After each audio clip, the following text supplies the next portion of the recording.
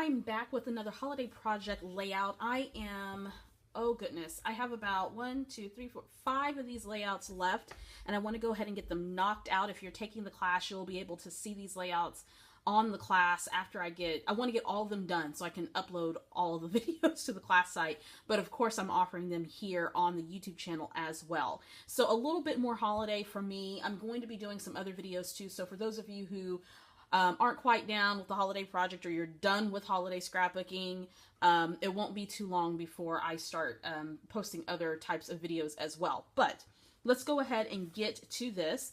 So this story is called The Nutcracker. And here are some nutcrackers that I purchased this year. We went to the Nutcracker in Oklahoma City. With my daughter's grandparents. We decided to have them tag along this year. But I used this picture because I want to tell a story about me attending the Nutcracker for the first time as a kiddo. And by the way, excuse my hands. I've been playing with mixed media work this morning before I started doing this. So in any event, if you're not familiar with the Holiday Project, it's a class that I launched in November 2016 that's all about robust holiday storytelling, and your theme can be anything. So something from your past, present, or things that were going to happen during the holiday season. And I decided to do more of a reflective album where I'm going back and looking at stories from my childhood. So this is a story of when I first attended the Nutcracker. Now, originally, I had printed my journaling on this sort of sage color. Well, I guess it's not really sage, because sage would be more green. But on this textured cardstock, and I decided that I didn't really like it. So I just used that cardstock to mount my photo, since I have a lot of white here in the photo. And I'm going to figure out how I want to do the journaling. But let me tell you about the story. I absolutely love and adore the Nutcracker Ballet. It is by far one of my favorite productions. If I don't see any other production throughout the year, I make sure to at least see the Nutcracker during the Christmas holiday. I was first introduced to the Nutcracker performed by the Oklahoma City Ballet when I was 12 years old. I was graciously invited by a school friend. This was the first time I ever saw a live professional ballet performance, and needless to say, I was incredibly excited. My mother made sure that I was dressed in my very best church dress, tights, and black patent leather dress shoes. I remember walking into the performance hall, all decked out in holiday decor with a great big Christmas tree in the middle of the lobby. There was too much to take in, all of the sights and sounds. It was overwhelming. The performance was spectacular, and I remember thinking that I will work twice as hard during my own ballet classes if it meant that I could be a prima ballerina one day. I did have a goal of being a ballerina one day. From that moment on, my love for the performing arts grew. Today, the Nutcracker has so much meaning for me. Aubrey and I attended the Nutcracker on our first date. We now take Corinne every year and enjoy this production as a family. I am so proud to pass along this tradition to Rennie. No matter how much time passes, I will never forget that beautiful night, some 23 years ago, when I fell even more in love with the ballet. And so, very quick story, but very profound. I absolutely love the ballet. Absolutely love the ballet. And I've seen since that time a lot of professional ballet performances, and I used to take dance classes in my formative years. I probably should have kept it up, but I quit around junior high because I was going to do something a lot more sophisticated. I was going to go to do show choir in junior high, which is what I ended up doing. But in any event, I absolutely love it, and I love the Nutcracker. And I had a goal that every year that we go to see the Nutcracker that I would purchase one at the show, and that hasn't always come to be because sometimes they're a little bit pricey. But this year, Bree bought Corinne and I a Nutcracker, so I got this guy here, and then Corinne got the Clara Nutcracker, which was very sweet. So I decided to use this picture because I don't have one of me attending the Nutcracker initially. And this goes back to my recommendation that you find a photo stand-in. So if you're doing a story and you don't have a photo for it, don't let that impede upon you telling the story. Just find something that represents your story, or you don't have to do a photo at all. So I'm going to go ahead and speed this up. I have probably sat on this layout for a few days now because I didn't know where I wanted to go with this. So I think what I want to do is start by making my own pattern paper and go from there. I'm going to use one of these stamp sets from Ali Edwards that I've been using all along with this particular project. So I'm going to go ahead and speed up the video and get started. All right, so first of all, I'm going to go ahead and create a pattern background using a phrase called A Time for Wonder, and I thought that it would go perfect with this story.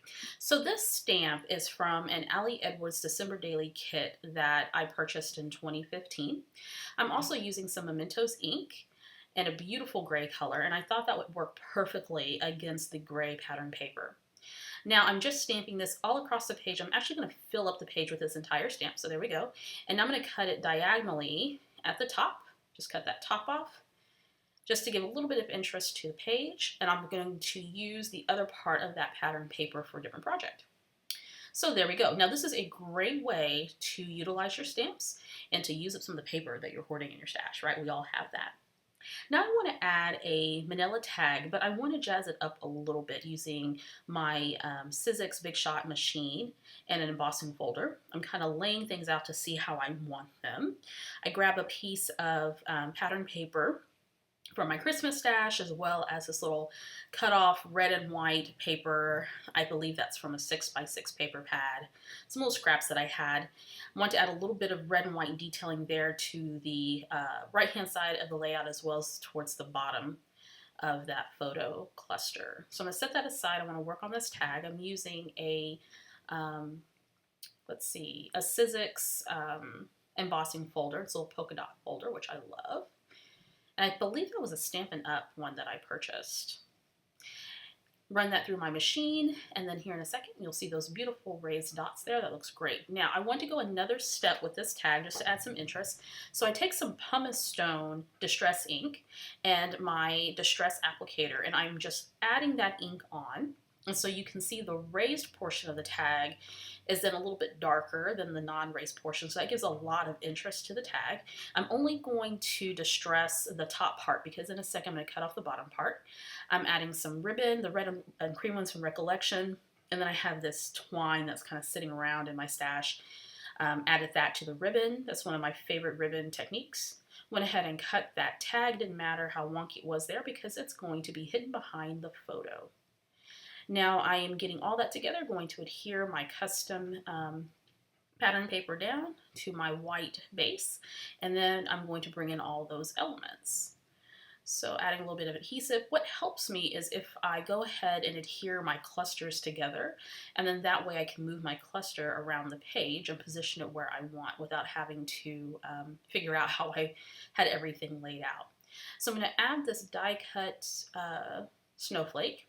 I've been challenged to use anything snowflake or anything cold related because it's been warm this season here in Texas, and we had one day of flurries and that was it. But I figured, you know what, I need to go ahead and use it up because I still have a lot of stuff remaining in my Christmas kit. Now I want to add this rubber phrase that says sparkle and shine. That's from the Christmas Wishes collection from I think 2015, something like that. Maybe it was, yeah, I think it was 2015. I'm going to add that there to add a little bit of red to the bottom of the photo. And then I have this cute little clip. I've had these clips for a while now, these little red and white candy cane paper clips. I was going to use these October Afternoon Mini Market stickers, the blue one, but I changed it up and decided to use red because, again, keeping with the red accents that are already there on the layout. And then I'm using this thicker font. I believe that's called Doll. And I need an A because I'm all out of an A, so I cut a D, maybe? Yeah. And it kind of looks a little wonky, but that's okay. It gives a character, right? Wonky letters gives a layout character. So I'm going to move over those little sticker fonts there, get everything in position so the title reads The Nutcracker. And then I add this little ornament, put a little foam adhesive there on the back to pop that up to give it a little bit of dimension. I'm trying to decide if I want to add anything else. I add a label so that I can write the date, December 1994, and I think that looks good. I think it looks festive. It looks very nice. Okay, so now I want to add some sequin, which I was kind of on the fence about adding sequin because I thought, well, maybe that's just a little bit too much. But I figured, well, let me try to randomly scatter these across the page, which I don't randomly do anything that well, particularly when it comes to sequin, but whatever, we work it out.